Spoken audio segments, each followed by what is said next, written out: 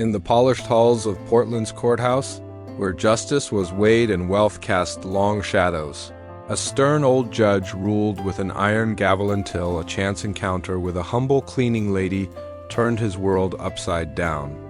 Judge Henry Caldwell, a millionaire hardened by years of solitude, found his heart stirred by Maria Santos, whose quiet strength and radiant smile hid a wisdom that would unravel his destiny.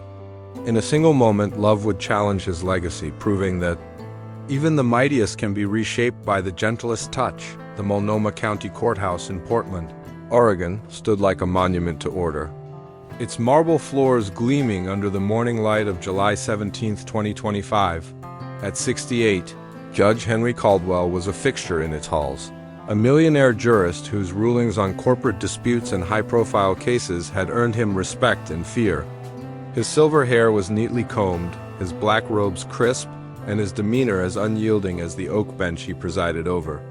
Widowed for a decade, Henry lived alone in a sprawling estate, his wealth amassed from investments and inheritance, his life defined by routine and solitude.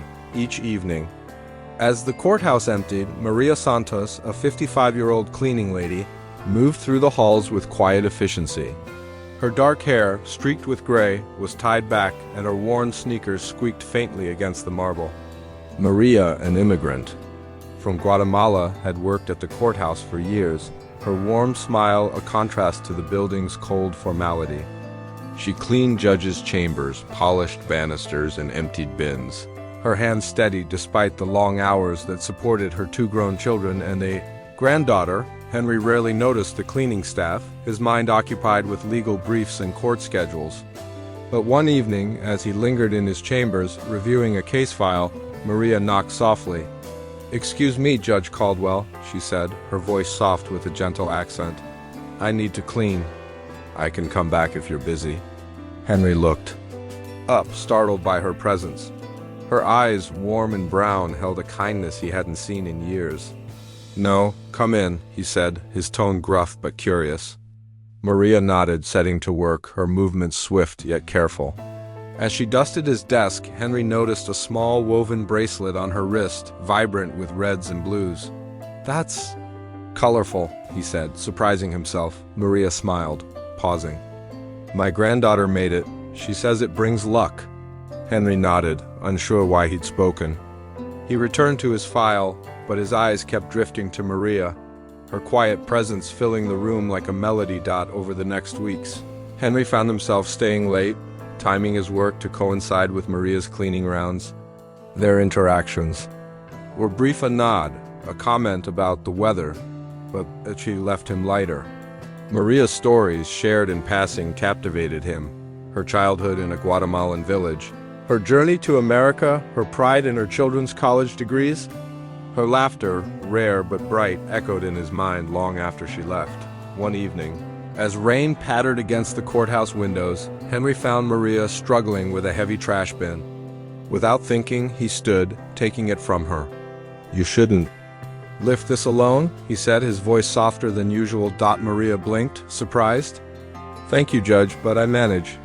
She smiled, and Henry felt a warmth he hadn't known since his wife's passing. "Call me Henry," he said, the words slipping out before he could stop them. Maria's smile widened. "Okay, Henry, Maria." That night he offered to drive her home, citing the rain. She hesitated, then accepted, climbing into his sleek Mercedes. Her small apartment in East Portland was modest, filled with photos and handmade crafts. "Would you like tea?" she asked, and Henry, against his better judgment, said yes over chamomile tea. They talked about her granddaughter's art, his love of old jazz records, the weight of their respective worlds. Henry felt a stirring, a longing he thought he'd buried. Maria, sensing his guarded heart, shared a saying from her village: "The heart doesn't age, only the walls around it do." Henry's feelings grew, a quiet ache that disrupted his orderly life.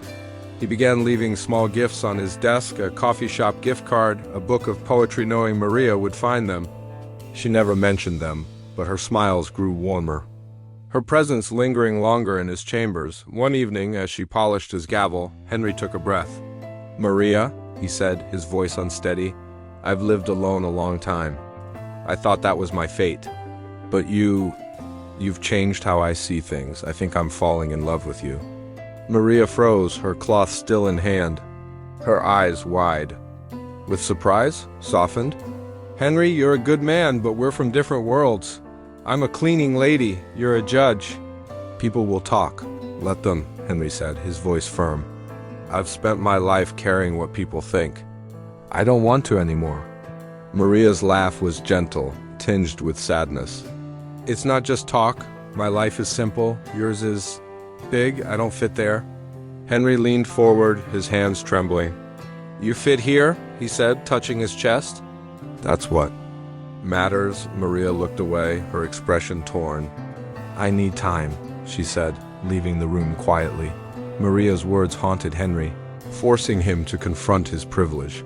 He judged cases involving poverty, immigration, struggle, but never truly understood them. Over the next days, he sought Maria out, not to press her, but to learn. She invited him to a community dinner at her church, where he met her family, and neighbors, people whose lives were shaped by resilience, not wealth. He listened, humbled, as they shared stories of hardship and hope, inspired. Henry began volunteering at a legal aid clinic, offering pro bono services to low-income families. He used his wealth to fund a scholarship in Maria's name for immigrant students, a gesture that brought tears to her eyes. "You're different now," she told him one evening as they walked through Portland's Rose Garden. "Not just a judge, a man," Henry smiled, his heart full. "You made me see I could be more," he said. Maria took his hand, her woven bracelet bright against her wrist. "Maybe we can try," she said softly. Together. By fall, Henry and Maria were a quiet couple, their love a bridge between their worlds. He invited her to live in his estate, but she insisted on keeping her apartment, her independence fierce. They compromised, spending weekends together, cooking meals, listening to jazz, and planning a community center for Ashwood's youth.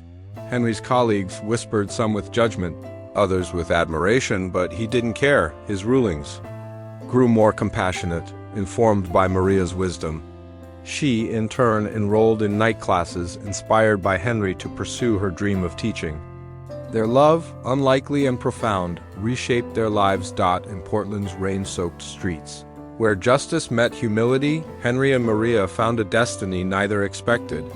The judge, once bound by solitude, became a man of purpose, and the cleaning lady, whose heart knew no walls, showed him the way.